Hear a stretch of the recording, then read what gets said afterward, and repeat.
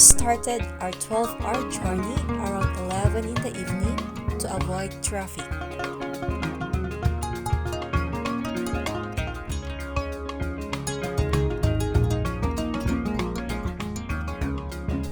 We are so excited because it's our first time to explore Vancouver Islands, particularly Butchart Garden in Victoria.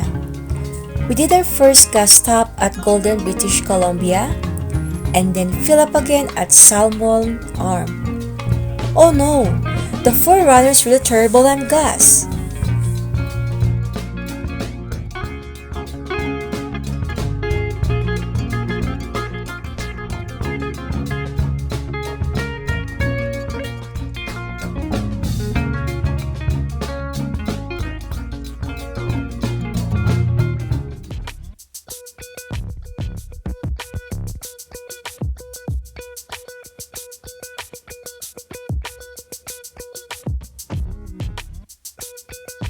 Finally, we arrived at Tsawwassen Ferry Terminal around 10 in the morning.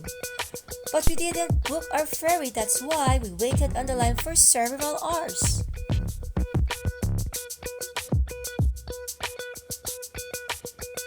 Yay! We're boarding on the ferry!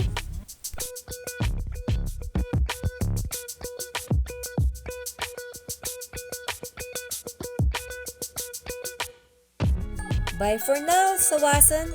See you in a bit, Oakbay.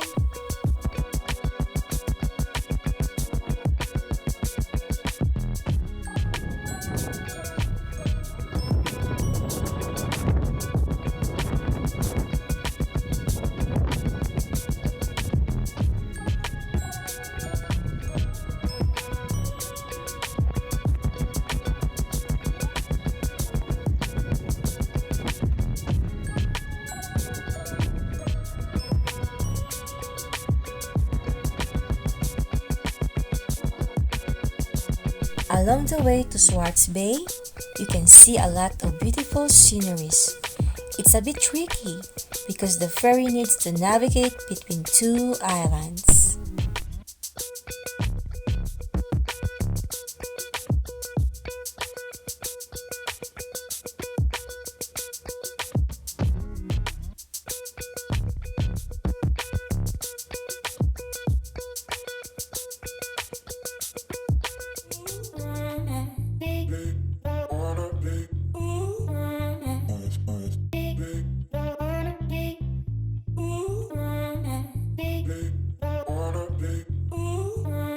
First day, we went to Bollard Garden.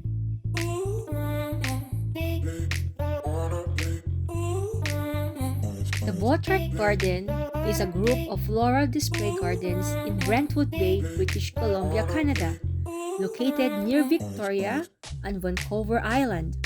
The gardens receive over 1 million visitors each year. The gardens have been designated a National Historic Site of Canada.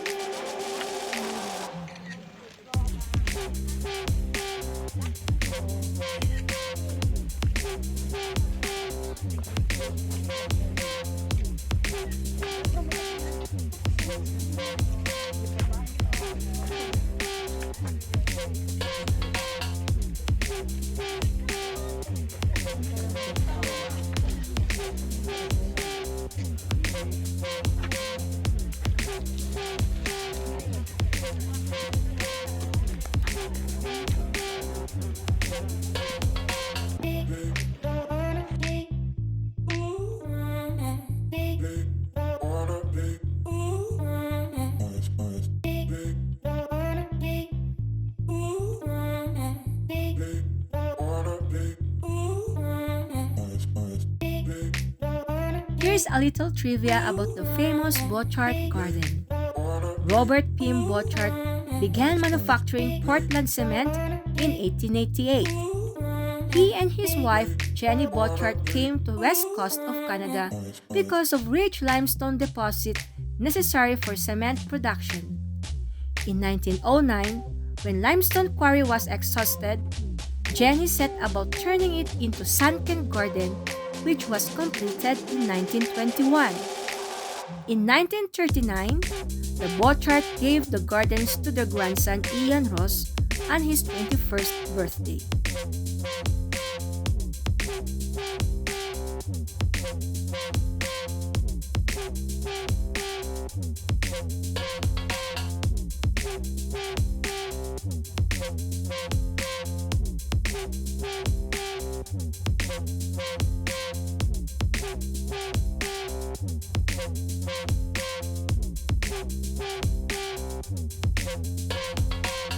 In 1953, miles of underground wiring were laid to provide night illumination to mark the 50th anniversary of the gardens. In 1964, the ever-changing Rose Fountain was installed in the lower reservoir to celebrate the 60th anniversary. In 1994, the Canadian Heraldic Authority granted a coat of arms to the Butchart Gardens. In 2004, two 30-foot totem poles were installed to mark the 100th anniversary, and the gardens were designated as a National Historic Site.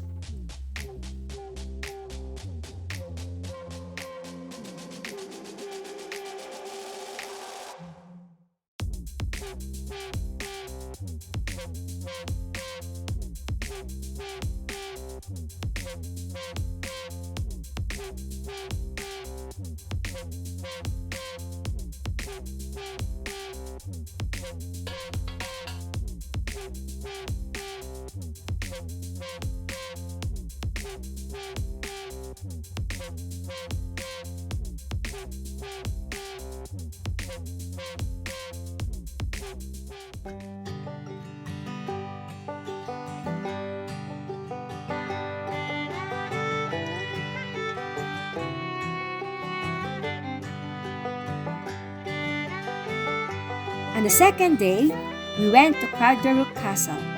A little history of this castle. It was constructed in late 19th century as a family residence for the wealthy Baron Robert Dunsmuir and his wife Joanne. The building later served as a military, hospital, college, offices, and a conservatory before it was repurposed into a historical museum in 1979.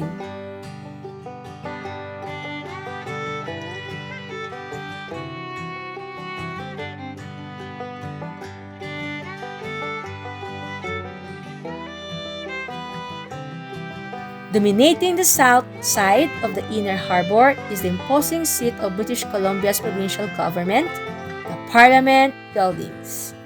They will give you a brief history of the building through a reenactment before the tour starts.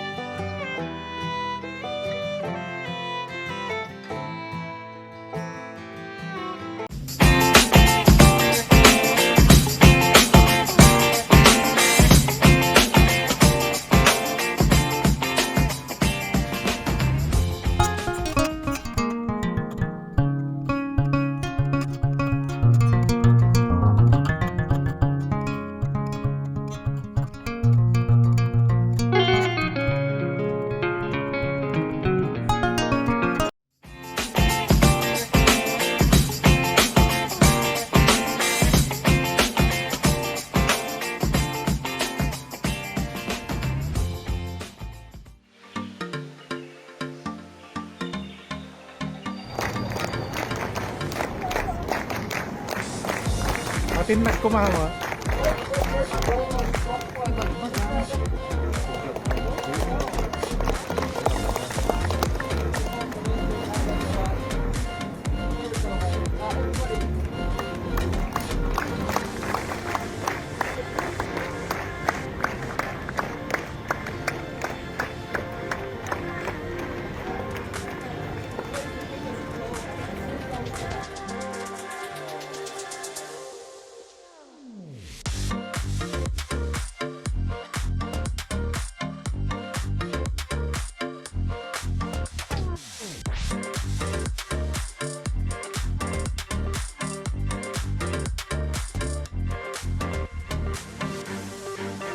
Inner Harbour. Victoria's Inner Harbour is the main attraction and the best starting point for tourists. You can walk along the waterfront, past the Empress Hotel, watch street buskers perform on sunny days, or stop at a restaurant for a bite to eat. We had a great time exploring the downtown Victoria. This is also whale watching tours depart and where float planes land and take off.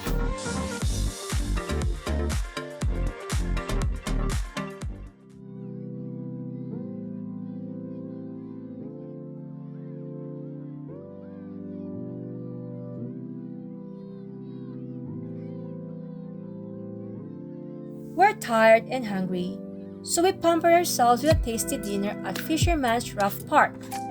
I really love the crab chowder. Very delicious. Yummy!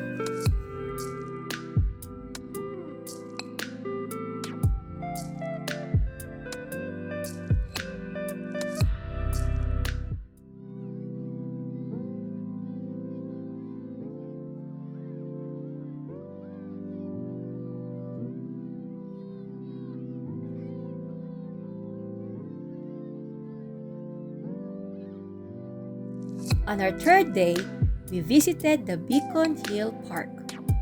Green and well-tended Beacon Hill Park is a favorite outdoor area close to the city center.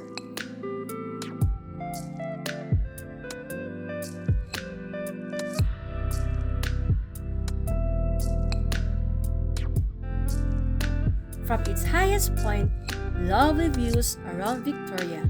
But take note, you can only drive your car all the way to the top after lunch as it was busy in the morning.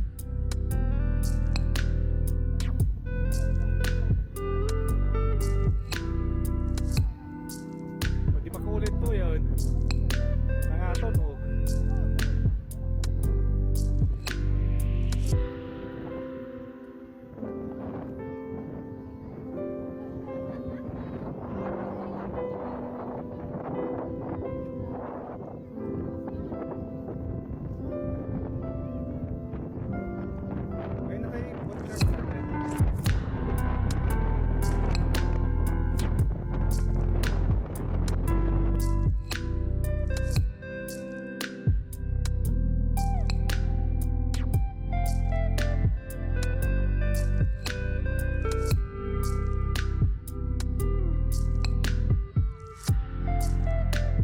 We also went to Oakbay Marina. The marina is a great place to go for coffee and the view. Not to mention, we spotted a couple of seals and sea lions that are playing around the dock.